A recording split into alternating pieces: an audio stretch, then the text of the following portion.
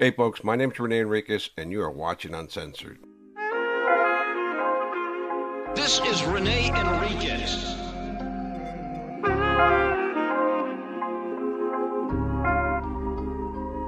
Nickname Bootser. Black Hand of the Mexican Mafia. Prison gang politics. Hey folks, my name is RENE ENRIQUEZ and you are watching Uncensored. Well, this weekend we're going to change it up for you a little bit. We're going to give you a weekend workout. But first, we're going to give you a little interview I did with an officer at Anaheim PD. It's while I was housed there for about 2 years. I was working with the FBI in a number of different cases, and I just got granted parole. And part of that process was always applying for WITSEC, right? That's Witness Security Program. And worrying about, was I going to be accepted? What was the process? And you're going to hear a conversation that I had with Sonia Conklin, one of the jail detention officers there, whose husband was a patrol officer in that department. Really nice lady. She would always take me to the gym, bring my breakfast, the whole 9 yards, right? But she always spoke with me openly. And you're going to listen to a conversation I had there. And I recall the conversation, because I just listened to it a minute ago. You're going to recall that, I recall that this was such a stressful time in my life. It was just so stressful because I got the grant, and then we had to go through the process of parole plans. And Sacramento always put me through the ringer. I had to have letters from FBI and United States Attorney's Office and other agencies that planned to relocate me and what the plans were. And nobody wanted to give them the plans because this is a confidential thing, right? But BOP and Sacramento, they want everything, right? So this was like a really, really stressful time in my life. Right after the parole grant, probably the most difficult times of my life that I remember, stressing. I lost hair over that. I mean, I literally lost hair. There was a point where I was getting a haircut and I had like big old patches gone in my hair. Like in about 4 different locations, I had lost like real patches of hair. And then I went to the doctor and told him, what the heck is this? And he said, it's alopecia. It's caused by stress, right? And he gave me some cream, and I put the cream, and my hair grew back. But yeah, it was pretty rough. So we hope you enjoy this first part. The second part you're going to hear on Sunday, and it's a continuation of that same conversation, right? But it's going to be me on a weekend workout. So I hope you enjoy the interview part of this.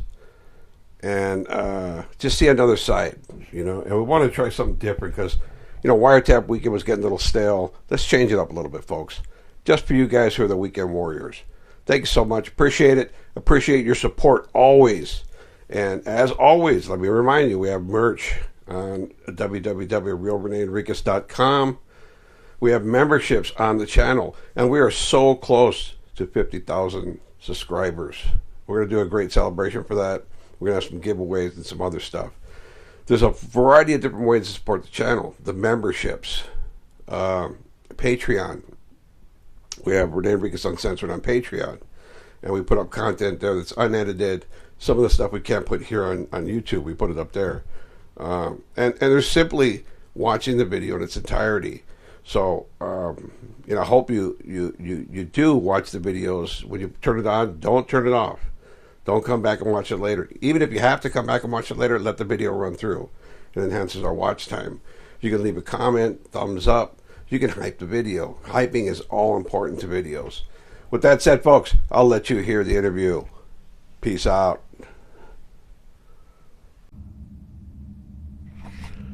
Good morning. Today's date is December 18th. It is Thursday morning, and it is about 6 o'clock. I can hear them doing their count right now. And I'm all packed up and ready to go to the gym. I did my shower bag, my water bottle. I have my recorder here, and I have my video camera. I'm going to take it to the gym and see if I can capture some good footage. Let me do room tone real quick.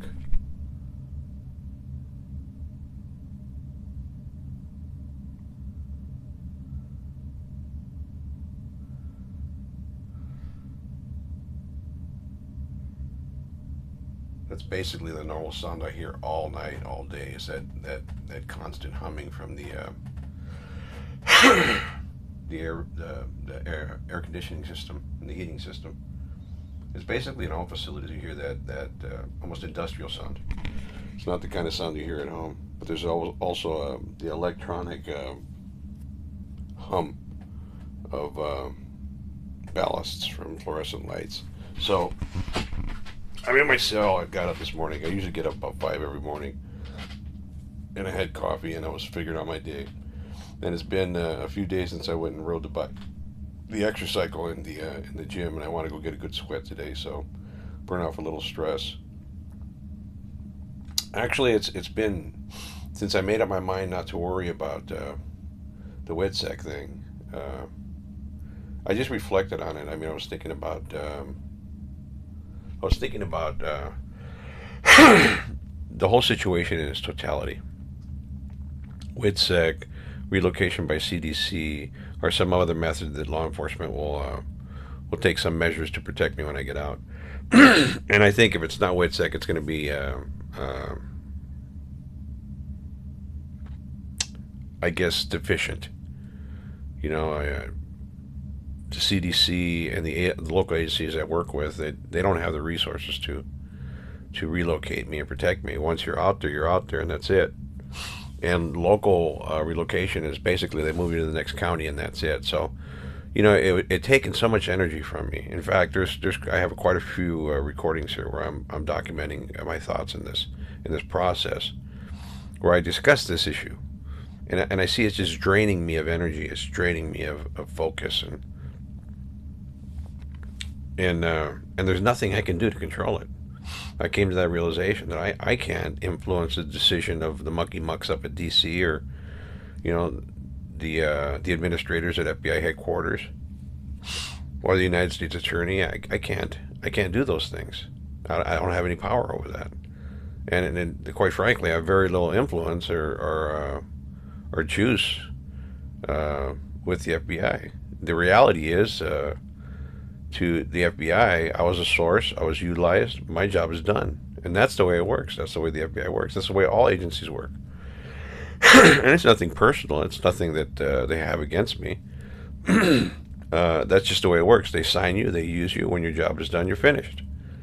And I understand that going in. I mean, I didn't have any of this Stockholm syndrome where I thought I was going to be a cop, or, you know, I thought some of these guys are my friends. You know, there are very few individuals in law enforcement who have become my friends.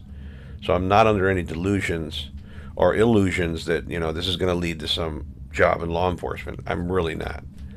You know, I do, however, have jobs in the speaking arena for law enforcement. There's a bunch of retired cops that want me to speak for them at their locations for pay. So, you know, I'll have some semblance of a job in law enforcement, but I will not be a cop, you know.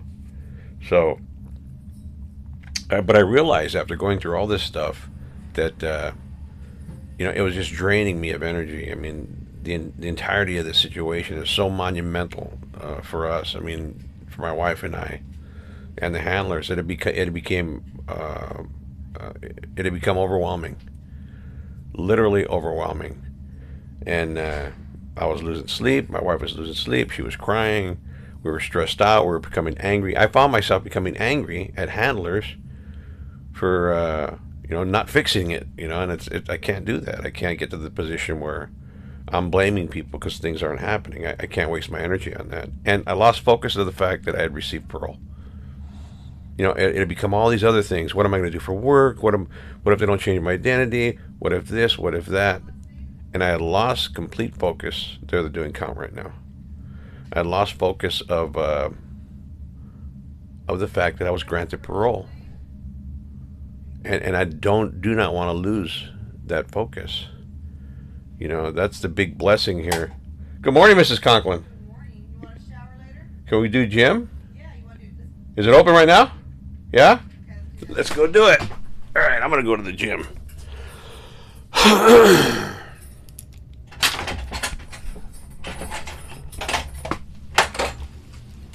How you doing this morning?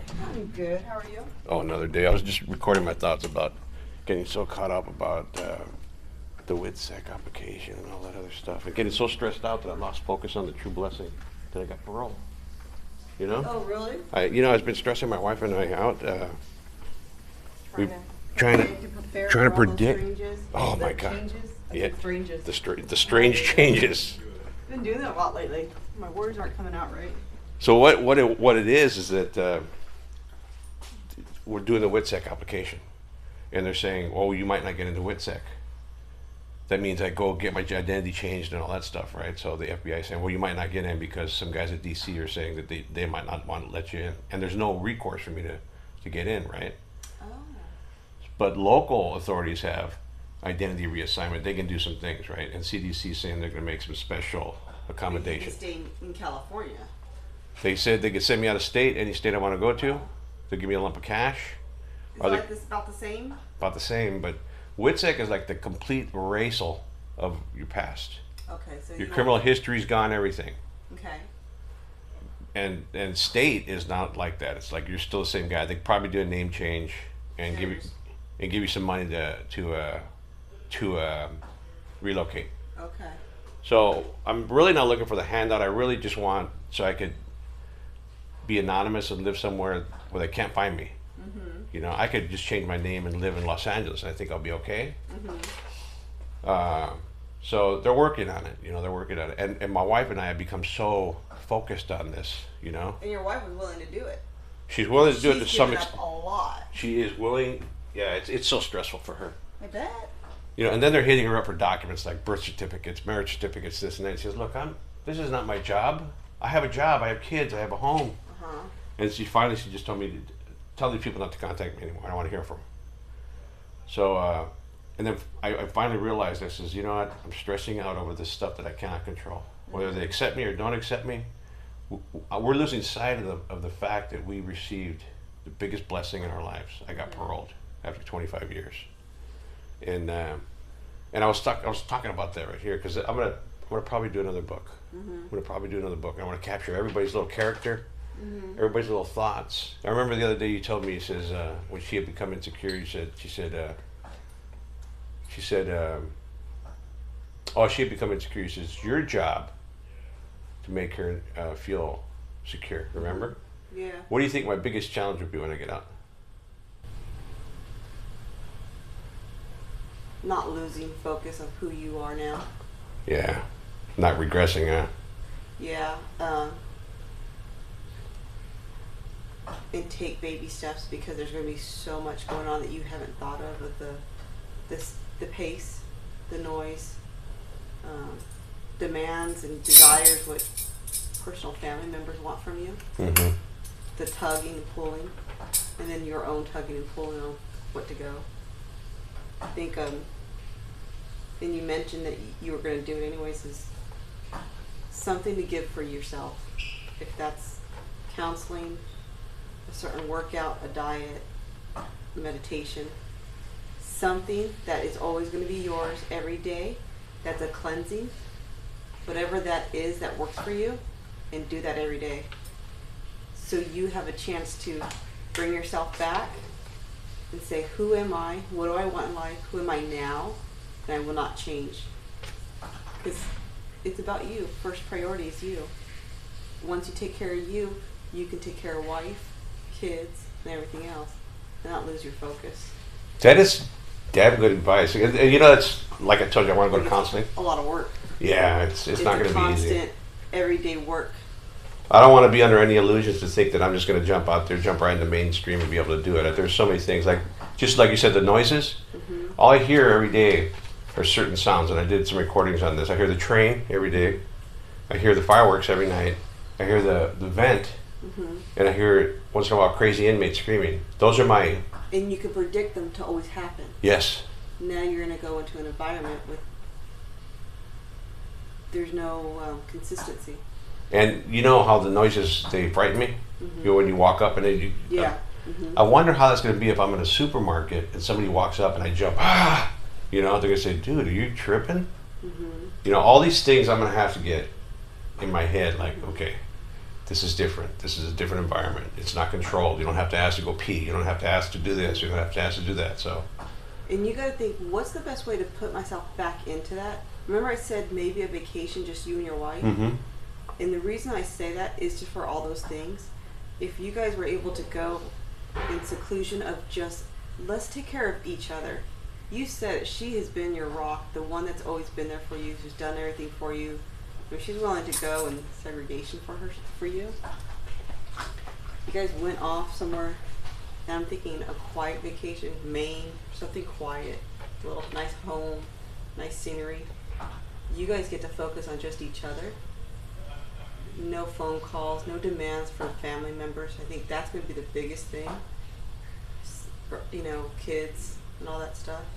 Because we have in college, we have my sons, we have her sons, we have, you know, our nephews and nieces, my grandkids. You know, and then you're going to realize, oh my gosh, my wife has a lot of extra work to do too, as in work will be calling, kids will be calling, schools and all that other stuff. And you're like, oh, what about me? I think it'd be, if you had the opportunity, it'd be a good one if you guys could just take it off and right away, rather than say hi to all the family members, you and her go somewhere. And then you'll help let her know you're number one. You have nothing to worry about, because my focus and my desires are always about you. Everything else falls into place. But it gives you that chance to just Decompression. Yeah, that's going to be huge. Yeah, I think so. I think it's important. You know what I notice about you all the time, and I've noticed this all the time, is you're cognizant of your surroundings all the time. Yeah, you won't let me get behind you. Even though I've been here for years, you know that I'm not going to do anything. You're always cognizant of those security measures. And like when you hear steps, I've seen you twice right now in this past couple of minutes. You'll back up and you'll look this way to make sure who's by you. That is A1 correctional security. I'm telling Survival. you. Oh, you have to. I mean, you can't, because inmates are here. And it's one of the things I do in the training is that don't become complacent. It doesn't matter if they're inmates, they're only doing 30 days. They could wake up in a bad day, made a phone call last night that their wife's divorcing them, their kid committed suicide, and they are on the edge. So you have to be cognizant of that fact always. And I see that's you. Above all officers here, you're the one that's always aware, you know? Well, I think that's a huge compliment. So I think that should be number one priority. It should be. It should be. But I think the same thing, or always remember, don't get complacent or don't come comfortable with your surroundings when you go out there. Well, I already know wherever we go. I mean, I already understand that. I'm thinking about how I'm going to handle situations if I see like some baldies in a car or something like that. What am I going to do if I see somebody in a supermarket? If somebody just walks up to me and says, "Hey, I recognize you from a book cover. Aren't you Boxer?" How am I going to respond? If they call Boxer, am I going to turn? You know? You need to blend. I need to blend. I think I'm going to do the beard thing. I'm going to go with a little beard. Just like the way you dress, you don't dress like a gangster or I'm not a gangster anymore. I dress like a normal guy. Right. Well, and I'm not saying that to like say that's who you are. I don't take it that way, Mrs. Cochran. Cops sometimes start dressing like a gangster and they're cops. Oh, I see him. I see him. And I was like, what the hell? But you already are not going to stand out. But always think of that. Like, I want to just blend. I want to be that one that just blends into the group. You can't point me out. I just blend. That's what Frankie said too. Frankie says, look, you guys don't live in a gang area. You're not going to frequent gang clubs and gang local hangouts. He says, so this really, the ability for you to assimilate is a lot better than the normal individual who has a bald head and tattoos on his face and goes right back to the neighborhood with this. That's all they know. For me, I can't do that. You know, I can't see myself going backwards. I have too much to do for my family, for me. There's too much to accomplish, and I only have 15 years left to earn money in terms of work. You know, my whole life I've been sitting on my butt. My credit's terrible, so I have to like really right now capitalize on creating some sense of financial security for my family in the future. So I got to really work 2 jobs, 3 jobs, just slave for the next 15 years, and that's my focus. My degree, enslaving, working 2 or 3 jobs and staying busy. My wife says, that's good because I want to retire. Like, really? Well, then you also have her retirement, her pension. We've been saving 401k, we've been doing all that stuff. I think we want to do deferred annuities, some things like that. I mean, we're kind of okay right now. I mean, we could be okay. But I want to be like we're set, like we're rock solid. If we both lose our jobs right now, we're good for the rest of our lives. That's where I want to be. I don't know that that's possible, but it's one of the things I want to do. I want to make sure my wife's secure. Possible. It's possible because you want it. Yeah, yeah. So I wish I had like your job. You have a good job. You have good benefits. You're guaranteed employment. You're never going to go out of work unless you do something outrageous. Mm-hmm. That's what I want. I want that same security, but mine has to be piecemeal. Mm-hmm. And nobody's going to hire me. I mean, who's going to hire a guy like me? Mm-hmm. I'm unemployable, literally, right? So I have to become an entrepreneur. Mm-hmm. I have to become a consultant. I have to become an expert witness. I have to become an author. I have to become all these things. So I don't really have a true 9-to-5 job like everybody else. So there's challenges that I'm facing that I think that the only thing that will resolve these things is to go out there and find a way to do it. Yeah. That's it. That's it. Look at change and go, yes. Embrace it. It's such a comment. I mean, everyone down the board. Well, I thank you for your counseling. I'm telling you, this is like cathartic stuff right here when we talk. It's like therapy, and this too when I record. Yeah. And the thoughts, because I play them back. And I listened to a documentary I did like 3 or 4 years ago, an audio documentary, right, for BBC and NPR. Mm-hmm. And I was taken aback. I sound like such an asshole jerk. Excuse my French, but I sound like such a jerk, like arrogant, braggart, And I look back, I say, man, that's why people didn't like me, because I was a straight keyhole, And I was ashamed at how I sounded. Now I look back and I say, I don't want to glorify in this. I don't want to brag about this. I want to move forward and just be a normal guy, a good guy that's respected because that's a good guy, a decent person. Which I have never been in the past. I've been my terrible man. I think the biggest compliment you can give a man is, you are a man. You're a good man. And that small little title that's the highest compliment I can ever give somebody is, you're a good man. Nothing else. And that's what I learned while working with guys like most conservative cops I know. Right-wing, NRA card-carrying, SUV driving, M4 owning Republicans, cops, like Kelly Phillips, Nate Stauber, alpha dogs. They're not in the business of letting guys out of jail. But they're such compassionate Christians, And Kelly just became a Christian a while back, right? So you see them go through these things, and they become like good men. They talk to you like men. They say, Rene, you're doing good. You're doing the Lord's work. You're becoming a good man. You're learning how to be a man. And to me, it was like, well, every time I'm around Nate, I feel like a better person. Because aren't those cool people to be around? Yeah. I know there's not many, but you can totally single them out and go, yeah, those are pretty awesome people to be around. It's like, I feel like a better person, or I want to be a better person when I'm around you. Yeah, they're like mentors. Yeah. They become like, and I don't have any of that delusional stuff like Stockholm syndrome, like, oh, I think I'm a cop now, or I can relate to you because I'm your friend. I realize what I do here. I provide case support. I'm a source, and at some time that'll end. And it's coming soon. Actually, 6 weeks. They gave me the date of January 29th. So I will continue my work on the streets. I mean, if they want me to work, I've still got some new cases coming in. I just got one last week. So, but I'm not under any delusions. But I know that these people were put in my path for purpose to help me grow as an individual, that interpersonal growth. And as a Christian, I understand that as well. I think that these people were put in my path for a specific reason. And like I said, every time I'm around Nate or Kelly or these guys, they make me feel like a better person. Like, I don't want to disappoint these guys. Yeah. Because they've invested so much in me. Even if it's from afar. Just having me here. I mean, that's a huge thing on their part. Just like, we're going to have you in our house. You're going to stay here. Don't make us look bad. So that confidence is, Yeah. But I think that what you said it is a true compliment. Telling a man he's a man. Yeah. That little thing, you're a good man. That if you can get that title, I'm getting there. Yeah. See you in an hour? Okay. Alrighty. Thank you for the talk. You're welcome.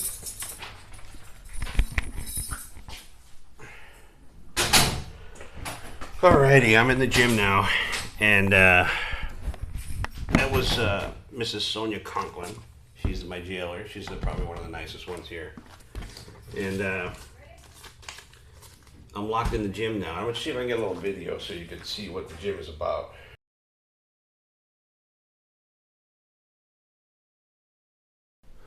There you have it, folks. That is the first part of this hour-long recording that I did while at Anaheim PD. just a different take on things.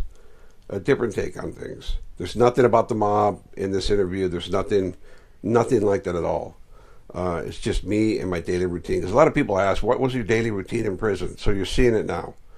You're listening to it now, and tomorrow you're going to watch it because I have some video that goes along with this. In fact, we might have even included a little bit in this. It's up to the editor. She's the magician, not me. So you'll see what you see, and you'll listen to what you listen to. All right, folks. With that said, peace out. Have a wonderful weekend. I'm out. This is RENE ENRIQUEZ.